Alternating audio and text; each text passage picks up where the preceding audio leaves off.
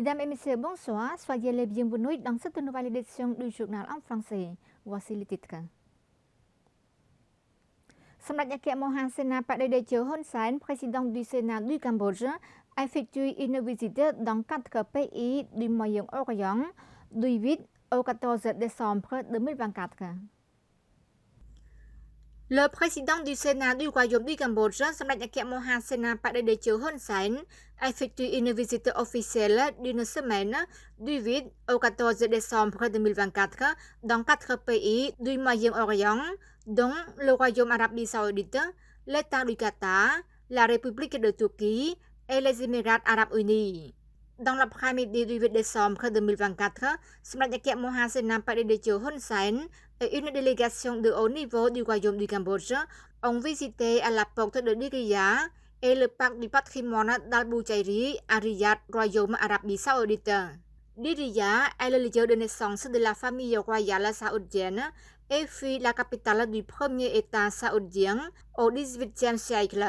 En 2010, Al-Turaï de Diriyah a été désigné le site du patrimoine mondial de l'UNESCO en raison de son style architectural luxueux et de son importance historique.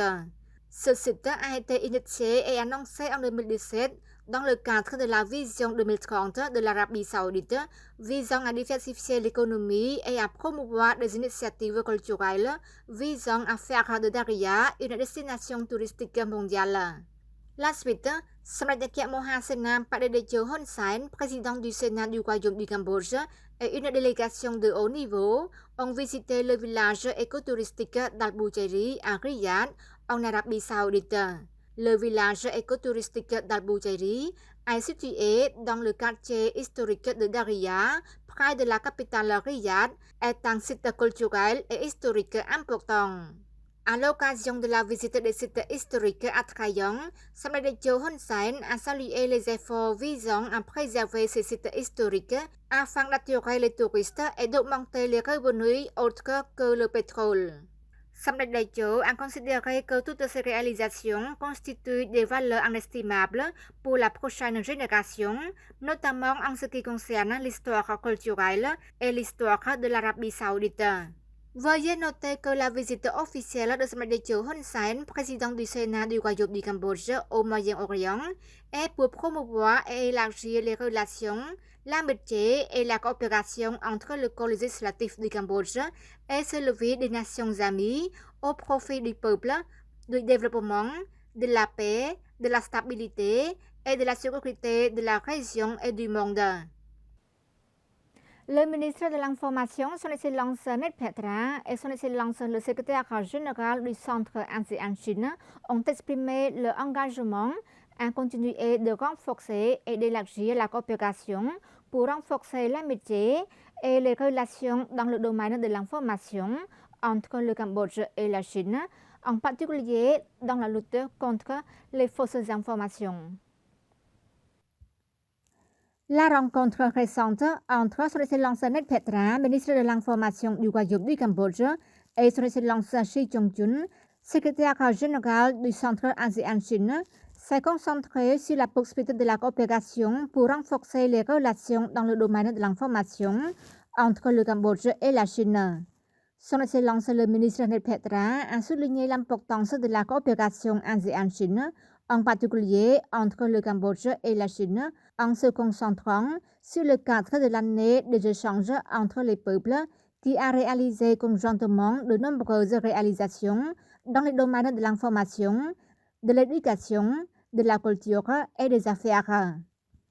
Il a souligné la nécessité de renforcer la coopération dans le domaine de l'information à travers l'expansion des relations entre le ministère de l'Information et le Centre ASEAN-Chine afin d'intensifier les efforts de lutte contre les fausses informations. Son Excellence Nét Petra a souligné que le ministère de l'Information envisage de lancer une campagne détenant aux fausses informations, ce qui constitue une étape importante dans la sensibilisation du public à l'impact des fausses informations à travers le pays et que cette initiative reçoit le soutien de nombreux pays de l'ASEAN et d'autres régions. Son Excellence Xi Jinping, secrétaire général du Centre ASEAN-Chine, a souligné la bonne coopération entre le Centre ASEAN-Chine et le ministère de l'Information du Cambodge dans le passé et dans le futur pour contribuer au développement du secteur des médias et à la promotion de la connectivité régionale grâce au partage d'informations. La discussion à cette occasion porte également sur la création d'un projet commun visant à diffuser publiquement les réalisations et les avantages de la coopération Cambodge-Chine dans le cadre de l'initiative La Ceinture et la Route. Son Excellence Thierry Van Der, ministre des Postes et Télécommunications, a présidé un atelier régional de développement des capacités sur la technologie de l'intelligence artificielle dans le secteur public, politique et pratique. Son Excellence Thierry Van Der a déclaré que le ministère des Postes et Télécommunications a soutenu l'organisation d'un atelier régional de développement des capacités sur la technologie de l'intelligence artificielle dans le secteur public, politique et pratique dans le cadre des initiatives de développement des capacités de 3 ans 2024-2026. Le Centre pour la fonction publique à Astana, Kazakhstan et le Programme des Nations Unies pour le développement PNUD afin de renforcer la capacité des agents publics à soutenir la gouvernance numérique et l'évolution numérique dans les 12 pays participants de 3 régions, Caucase, Arménie, Azerbaïdjan et Géorgie, de Asie centrale, Kazakhstan, Kyrgyzstan, Tadjikistan et Ouzbékistan, 3 régions Asie-Pacifique, Bangladesh, Cambodge, Laos, Mongolie, conformément au cadre d'économie numérique et de politique sociale du Cambodge 2021-2035 et à la politique du gouvernement numérique du Cambodge 2022-2035. Le ministère des Postes et Télécommunications a apporté son soutien et sa facilitation à l'organisation de l'atelier. Il s'agit de la 2e école régionale de développement des capacités. Le but est de renforcer la capacité des agents publics à soutenir la gouvernance numérique et l'évolution numérique dans les 12 pays participants venant de 3 régions,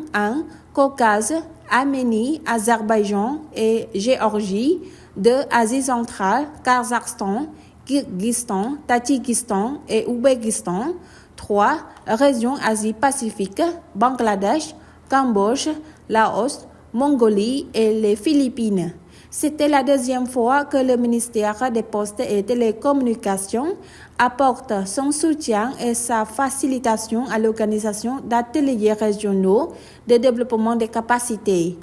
Cet atelier régional a fourni un forum aux fonctionnaires et aux participants pour en apprendre davantage sur la technologie de l'intelligence artificielle, en particulier sur l'utilisation de la technologie de l'intelligence artificielle avec la responsabilité et la stratégie pour promouvoir l'évolution numérique sur le rôle du gouvernement, la mise en œuvre de politiques ainsi que le fonctionnement et la fourniture de services publics à la population. Son Excellence Dr. Yên Suphalat, ministre de l'Environnement, a présidé la célébration du 25e anniversaire de la Société de conservation de la faune sauvage WCS au Cambodge. Lors de la célébration du 25e anniversaire de la Société de conservation de la faune sauvage WCS au Cambodge, M. Robert Menzi, président par intérim et directeur général de la Société de conservation de la faune sauvage WCS, a déclaré que depuis 25 ans, WCS est un partenaire de développement en coopération avec le ministère de l'Environnement, les ministères concernés et les autorités locales pour atteindre d'importants objectifs de développement, en particulier la coopération qui soutient la politique du gouvernement royal pour améliorer les moyens de substance des communautés, le travail de gestion des ressources naturelles et la conservation de la biodiversité pour contribuer à la protection des écosystèmes,